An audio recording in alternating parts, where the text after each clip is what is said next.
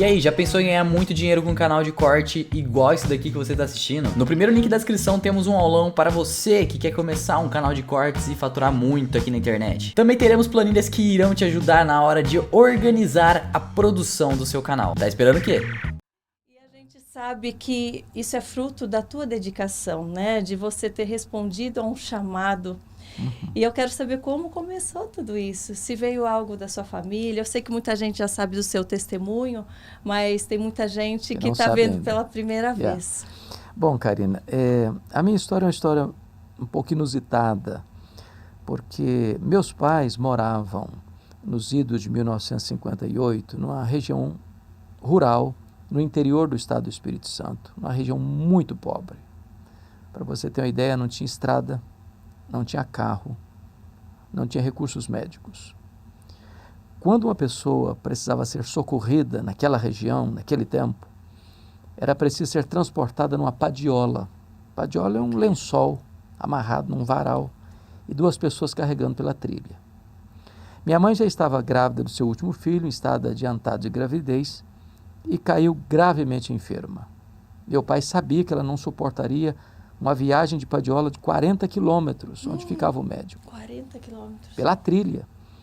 Então mandou chamar um médico, ele veio, a examinou e disse: essa mulher não vai sobreviver.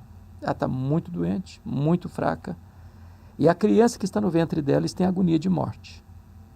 A única chance de salvar a mãe é sacrificar a criança.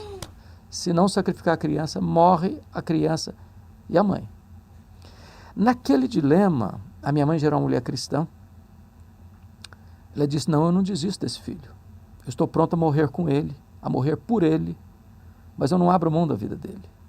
E então ela fez um voto para Deus e disse: meu Deus, se tu ouvires a minha oração e poupares a minha vida e a vida do meu filho, eu consagro este filho para ti, para ser um pastor, um pregador da tua palavra. Deus ouviu a oração da minha mãe e eu nasci. Nasci na roça. Fui calçar meu primeiro par de sapatos aos 8 anos de idade, com as mãos calejadas. Onde eu morava não tinha escola, a não ser escola primária. Nunca ninguém tinha saído dali para fazer além de 4ª série primária. E eu, instintivamente, tinha uma sede de aprender muito grande. Na minha casa não tinha livros. Eu entrei na escola com 8 anos. Com 10 anos, tinha um dicionário velho, sujo, meio rasgado, e eu comecei a decorar aquele dicionário. Você era filho único? Não, sou caçula. Oh, caçula. Caçula. E aí terminei com 12 anos, 4ª série primária, acabou. Não tinha mais chance nenhuma. Por providência divina, a professora que me alfabetizou estava se mudando para Vitória. Sabendo do meu sonho de estudar, ela me perguntou assim: você tem coragem de vir comigo? E eu disse para ela: se os meus pais deixarem, eu vou. Eu nunca tinha dormido uma noite fora de casa. Com 12 anos, Karina, eu não sabia o que era uma lâmpada elétrica. Olha só. Com 12 anos, eu nunca tinha visto um aparelho de televisão. Com 12 anos, eu nunca tinha visto uma cidade. Com 12 anos, eu subi na carroceria de um caminhão. Fui parar no pior bairro da Grande Vitória. Dentro de um mangue, do lado de um prostíbulo, num barraco de tábua de 4 cômodos com 10 pessoas. E ali começa a minha saga de luta, na busca do meu sonho. Passei muitas privações. Muitas vezes eu namorei um pão de sal na vitrine de um botequim. Meu estômago doía de fome, mas eu não tinha dinheiro para comprar um pão de sal. Algumas vezes eu chorava buscando farinha, o açúcar para comer e não achava. Mas eu tinha um sonho, eu queria lutar por ele. O meu sonho, curiosamente, até a minha juventude, era ser advogado e político. Olha só. Eu não perdi um comício por nada. Já queria trabalhar com o dom da palavra, né? Também. Naquela época, a política era feita na rua, na praça, nos palanques, nos comícios. E enquanto o último orador não descia do palanque, eu não ia embora. No dia que eu fiz 18 anos, eu tirei meu título e me filiei num partido. Mas um dia eu conversava com um presbítero, um amigo, um homem de Deus, e disse para ele assim: depois que eu realizar os meus sonhos, eu quero ir para um seminário para dedicar o resto dos meus dias para o trabalho de Deus. Olha só. Esse homem botou o dedo no meu nariz com muita autoridade e disse: você quer dar o resto para Deus. Você quer dar as sobras para Deus. Deus te quer agora, hoje, com a sua juventude, com a sua energia. Aquela palavra entrou no meu coração como uma flecha. Ali eu abri mão dos meus sonhos e abracei o projeto de Deus. Nossa. Quando eu fui falar para minha mãe sobre isso, a minha mãe era analfabeta. Minha mãe nunca sentou num banco de escola. Aprendeu a ler sozinha. E lia fluentemente a sua Bíblia. E ela nunca me contou esse projeto dela com Deus.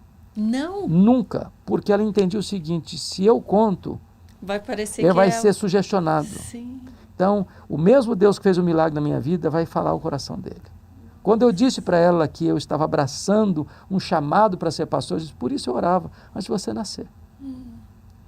Antes dela morrer, ela me disse algo que me impactou demais. Ela me disse: meu filho, eu nunca nesses anos todos deixei de me levantar de madrugada, dobrar os meus joelhos, pedir que Deus levantasse você e capacitasse você. Eu chorei muito com ela. E disse: mamãe, a senhora está me ensinando a lição mais importante da minha vida. A senhora está me ensinando que um filho nunca é pobre sem ter uma mãe que ora por ele. A senhora está me ensinando que o mais importante não são os nossos sonhos, é o projeto de Deus. E assim começou o meu chamado. Vim para o seminário em Campinas, fiz seminário em Campinas nos idos 78, 81. Comecei meu pastorado em Bragança Paulista, 3 anos. Depois fui para Vitória, sou pastor em Vitória até hoje, depois de 37 anos. Mas em 2000 eu fui para os Estados Unidos fazer meu doutorado na área de pregação. E em 2010 eu assumi o comando de Luz para o Caminho, uma agência missionária que lida com a área de televisão, de comunicação. E Deus me deu a bênção de escrever. Comecei a escrever em 1993. Com a graça de Deus, hoje já tem 196 livros publicados e tem 2 no prelo para sair. Então, eu sou grato a Deus porque já preguei no Brasil todo, em mais de 1.500 igrejas das mais diferentes denominações, fora do Brasil, e eu só vejo uma explicação: é a bondade e a graça de Deus.